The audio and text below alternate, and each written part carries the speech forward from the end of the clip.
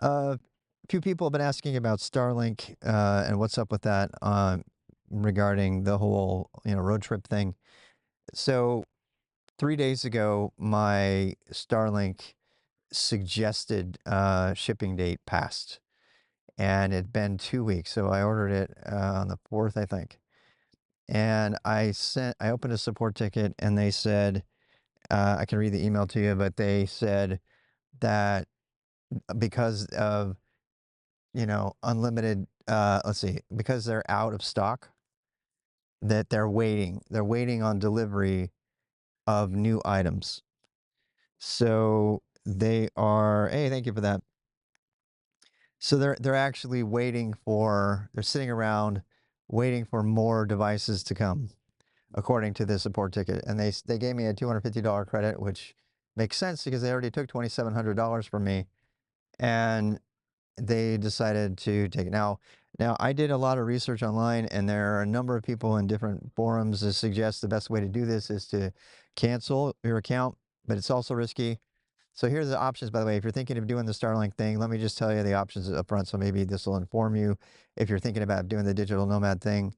Um, a lot of people are watching how this works out, and I actually put that in my ticket. I put, look, this is a monumentally marketing opportunity for you to let people know, that I'm doing the Starlink thing, and I'm not asking for special treatment. I just want you, to make sure stuff works.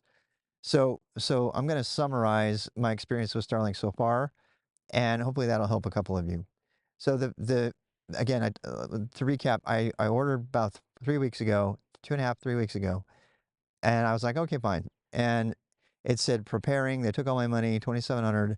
I got the high performance one because the other ones are not worth it. They're just not. They're not worth it, especially if you're going to do any kind of movement.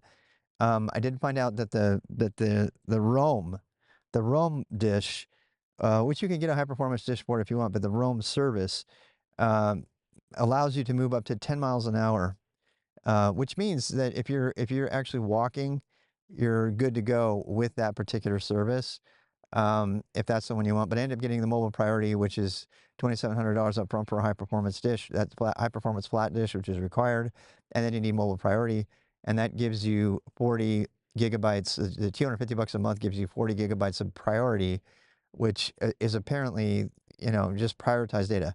I made really triple sure. Well, I'll tell you for sure, but I made a lot of um, I did a lot of checking to read the fine print and everything, and read a bunch of forum posts about it to make sure that the data is unlimited. That is the only reason I'm getting a Starlink.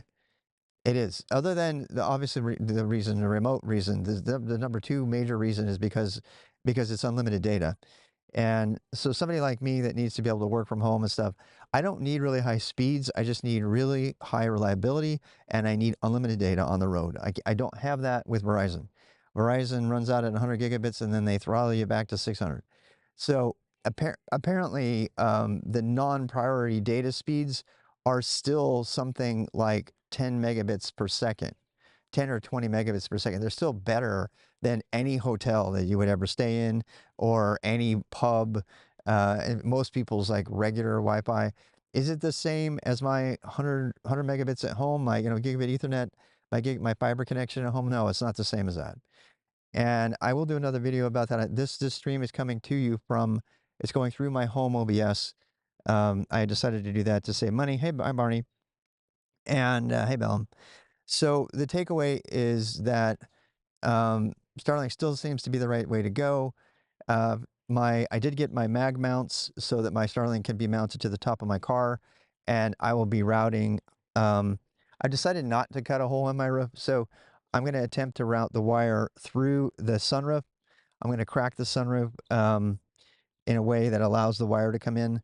I do not have enough clearance on my doors to let the wire be shut in the door. It will actually probably wear out the wire, and I did read a lot of people say don't do that. It'll wear a wire out within a year, and it's hard to get replacement wires. So I am going to. Hey, there's a fly. There's a fly who got stuck because of the net. That's nice. All right. Anyway, so that's my plan. Most of the time my sunroof is going to be open anyway, even when I'm driving. So I figure that's the way to go. The only downside of that is water. I haven't figured out what to do if and when there's water. I don't know. If it comes to it, I might. There's a hole back here. There's a hole in the roof right above my head right here. I might go ahead and just drill through the metal there and just caulk it all up because my Subaru has already been kind of messed up. I mean, my Subaru's on its last leg. I'm the last owner for the Subaru for sure. So I'm already modded it in several ways that make it easier to live out of, and I'll do videos on that at some point later. All right, so again, the Starlink is late. It Everybody says that it takes them forever to get it. They never actually come. One person, worst story I read so far was they got pushed out 3 months, and they still didn't get it. Um, and so eventually they just canceled it because of high demand or whatever.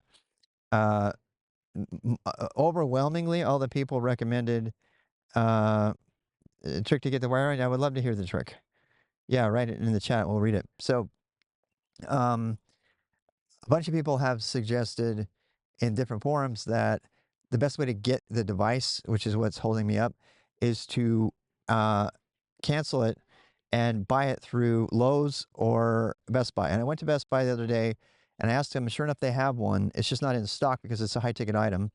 So the way to do that is you order the high ticket item, they bring it to you. The problem with that is, according to other people in the forums, is that messes with your support agreement because now you're getting support from Best Buy uh, or Lowe's, and according to one person I read, the customer service from Starlink won't talk to them because they bought it from a retailer.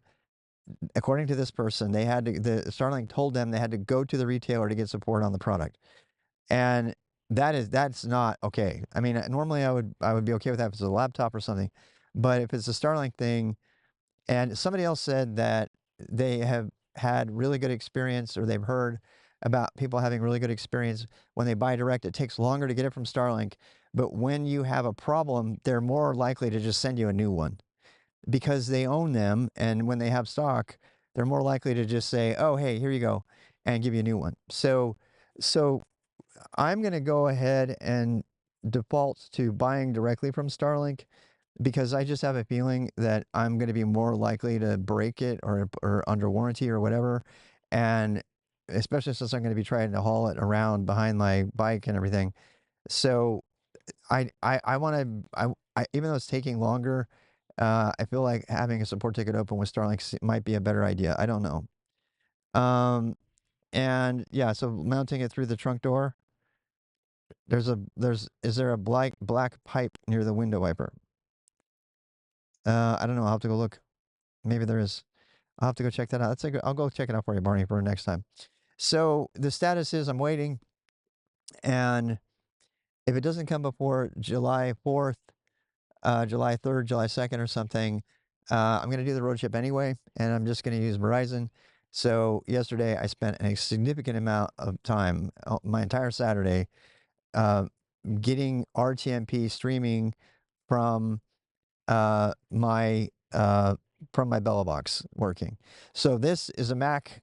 This video is coming at you from a Macintosh computer that's streaming through OBS to an RTMP server that's running on my Bella box. That's the same thing that I IRL stream from all the time, and then that is streaming up to my tower in my room, same one I stream from all the time. So the last night I had uh, Windows forced an upgrade. So I'm actually considering getting rid of Windows on that computer and having Linux on there instead. And the reason for that is purely reliability. I don't know. I haven't quite pulled the trigger on that yet. So that's not Starlink related, but I just want to mention that. So um, actually, let's do another. I'm gonna do another video about RTIRL. So let's end this one now, and I'll do another one really quick.